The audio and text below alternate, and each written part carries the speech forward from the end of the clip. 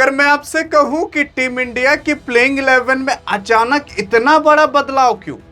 अरे वो team India जो कि हाल फिलहाल अफगानिस्तान के खिलाफ एक टेस्ट का मुकाबला खेलने वाली थी, जो कि 6 जून से 10 जून के बीच होने वाला था, न्यू चंडीगढ़ के स्टेडियम के अंदर खेला जाने वाला था, जिस स्टेडियम का नाम महाराजा स्टेडियम है। वहां पर अफगानिस्तान की टीम आती और भारत बनाम अफगानिस्तान का मुकाबला होता, जिसके अंदर टेस्ट के फॉर्मेट में खेला जाता। लेकिन भाई साहब, अभी जब आपको पता चलेगा तो आप खुद हैरान हो जाओगे। अभी तक मैंने आपको स्क्वाड पिछली वीडियो में बताकर रख दिया था। आज जब आपको पता चलेगा कि आखिरकार प्लेइंग 11 में क्या बदलाव है, तो आप खुद पागल हो जाओगे यार। अगर आप देखने की कोशिश करोगे, काफी लोग कह रहे हैं क्या विराट कोहली वापस आने वाले हैं, क्या वैभव सूर्यवंशी खेलने वाले हैं, क्योंकि हाल फिलहाल कुछ समय पहले बात की जा रही थी कि क्या पता विराट कोहली टेस्ट का जो रिटायरमेंट है उसे वापस ले ले। लेकिन सवाल उठता है क्या वाकई में ही एक बार प्लेइंग 11 पर नजर मारते हैं। और अगर इनके टेस्ट के फॉर्मेट की बात करें तो अभी तक इन्होंने 40 मुकाबले खेले हैं, 73 इनिंग्स में 2843 रन मारे हैं, 269 का हाईएस्ट स्कोर है और 43 की एवरेज के साथ खेलते हैं, जो कि एक नॉर्मल परफॉर्मेंस है। फिर वहीं जायसवाल की बात करें तो कहा जा रहा है कि ये दोनों साथ में उतरेंगे और कहा जा रहा है क्या पता शुभमन गिल साई सुदर्शन को उतार दिया जाए, आईपीएल का ही लेकर चलने वाले हैं।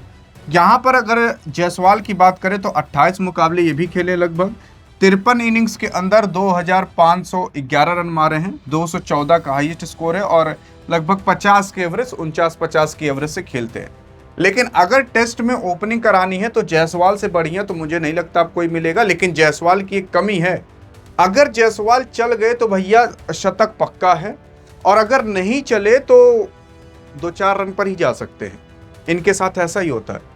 तो ये दो प्लेयर तो आपको प्लेइंग 11 में पक्का रहते हुए दिखाई देंगे और क्या पता ओपनिंग करते हुए दिखाई दे। लेकिन हाँ, क्या पता जायसवाल और शुभमन गिल ओपनिंग ना करें, क्योंकि शुभमन गिल T20 के अंदर ओपनिंग करते हैं, टेस्ट के अंदर तीसरे चौथे पर उतरते हैं।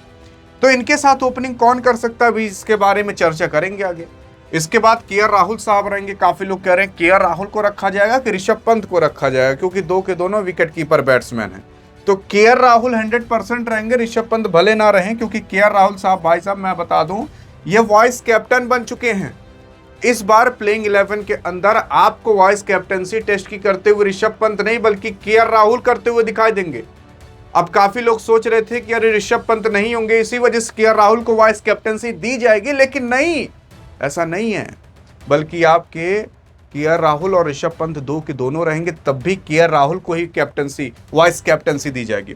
अब इनके बारे में बात करें तो 67 मैचेस के अंदर 118 इनिंग्स खेले हैं, 4053 रन बनाए हैं, 199 का हाईएस्ट स्कोर है और 35 का एवरेज है, 35-36 का एवरेज, जो कि नॉर्मल एक ठीक ठाक माना जाता है। फिर आते हैं आपके ऋषभ पंत साहब as a wicket keeper batsman के तौर पर, और इसी स्क्वाड के अंदर ध्रुव जुरैल है।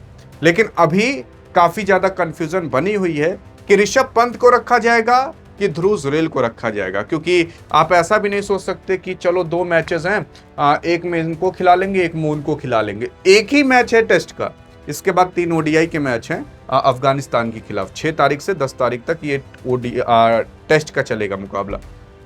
अगर ऋषभ पंत की बात करें तो 49 मुकाबले खेले हैं, 86 इनिंग्स में बैटिंग पाए हैं, 3476 रन बनाए हैं, 42-43 का एवरेज चलता है, 159 का हाईएस्ट स्कोर है, जो कि एक नॉर्मल अच्छा खासा माना जाता है।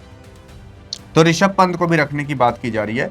अब ऋषभ पंत की जगह क्या पता ध्रुव जुरैल को रखा जाए।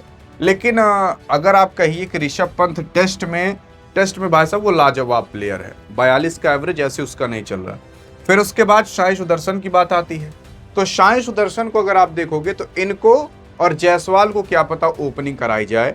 लेकिन इन दोनों को ओपनिंग कराने का मतलब ये है कि दो के दोनों लेफ्टी बैट्समैन हो जाएंगे।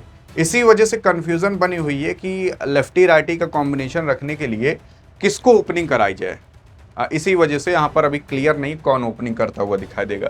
तो टेस्ट में अभी तक साई सुदर्शन का बहुत अच्छा परफॉर्मेंस नहीं है, डिसेंट परफॉर्मेंस है। 6 मुकाबले में 11 इनिंग्स में बैटिंग पाए हैं, 302 रन मारे, 87 का हाईएस्ट स्कोर और 27-28 का एवरेज चलता है। अब ये बंदा है T20 का प्लेयर।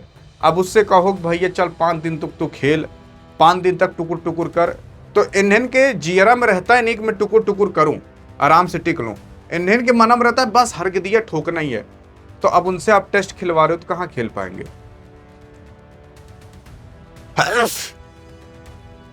तो चलो अब टीम इंडिया अपनी बैटिंग तो कुछ इस तरीके से रखेगी। अब ऑलराउंडर्स की बारी आती है। आप क्या जाते हैं शाय सुदर्शन, अगर इनके बारे में बात करें तो अभी तक इन्होंने टेस्ट में लगभग 1187 रन पिटवाए हैं, 36 विकेट्स लिए हैं और 32-33 की एवरेज के साथ विकेट ले लेते हैं। फिर बैटिंग की बात करें तो इन्होंने 17 मुकाबले के अंदर 28 इनिंग्स में बैटिंग पाई है, 885 रन बनाए हैं, 101 का हाईएस्ट स्कोर है और 42 की एवरेज के साथ खेलते हैं, जो कि काफी अच्छा खासा है। मतलब अगर वाशिंगटन सुंदर के बारे में बात की जाए क्या टेस्ट में अच्छा परफॉर्मेंस करते हैं, तो बहुत अच्छा परफॉर्मेंस करते हैं। फिर उसके बाद आते हैं आपके नीतीश कुमार रेड्डी साहब, ये भी ऑलराउंडर के तौर पर हैं। ये दोनों आपको कंफर्म रहते हुए दिखा देंगे, क्योंकि ना तो जडेजा को लिया गया है और ना ही आपके क्या कहते हैं हार्दिक पांड्या को लिया गया है। पूरे स्क्वाड में नहीं है, इस वजह से वो लोग नहीं खेलने पाएंगे। अब उनको क्या पता रेस्ट दिया गया हो, क्योंकि अफगानिस्तान के खिलाफ कुछ ही दिन बाद ओडीआई का मुकाबला चालू होगा। अब अगर नीतीश कुमार रेड्डी के बारे में बात करें तो अभी तक इन्होंने 10 मुकाबले खेले हैं, 16 इनिंग्स में बैटिंग पाए हैं, 396 रन मारे हैं, 114 का हाईएस्ट स्कोर और 26 की एवरेज के साथ खेलते हैं।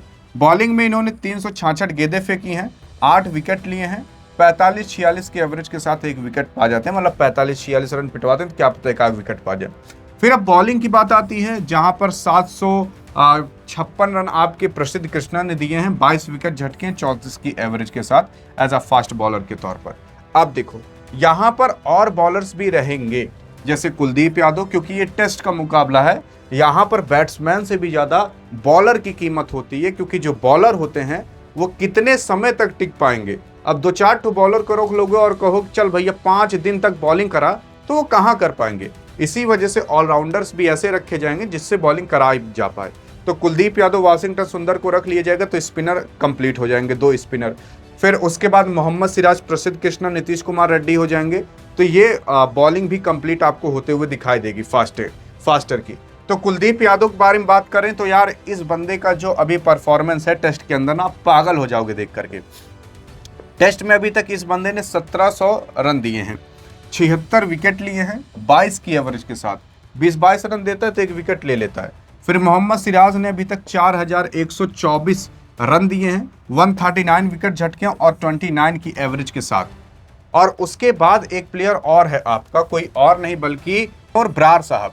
इस बार गुरनूर ब्रार का कहा जा रहा है कि डेब्यू कराया जाएगा और एक बॉलर टीम इंडिया को और मिल जाएगा।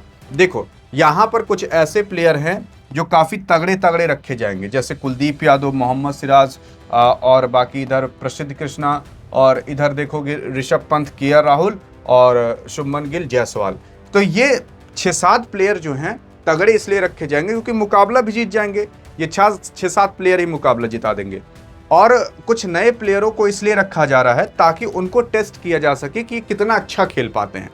और ये जो 2-4 प्लेयर को नया रखा जा रहा है, जैसे नीतीश कुमार रेड्डी को लाया जा रहा है, वाशिंगटन सुंदर को खिलाया जा रहा है, गुरनूर ब्रार को खिलाया जा रहा है, प्रसिद्ध कृष्णा को खिलाया जा रहा है। इन लोग को इसलिए खिलाया जा रहा है ताकि अब सारे तो फ्लॉप नहीं होंगे, कुछ तो टॉप भी करेंगे, तो वहां मुकाबला टीम इंडिया आराम जीत जाएगी। जैसे गुरनूर ब्रार अभी तक देखोगे तो ना तो एक भी टेस्ट का मुकाबला खेले हैं, ना तो T20 का मुकाबला खेले, ना तो उन्होंने अभी तक टीम इंडिया के लिए ओडीआई खेला। टीम इंडिया के लिए अभी तक एक मुकाबला भी नहीं खेले, बल्कि इसमें इनका डेब्यू होगा। डेब्यू का मतलब ये है कि ये अपना पहला मुकाबला खेलते हुए दिखाई देंगे। अब और ब्रार ने अभी तक फर्स्ट क्लास मैच खेला है, लिस्ट ए मैच खेला है और T20 का भी मैच खेला है।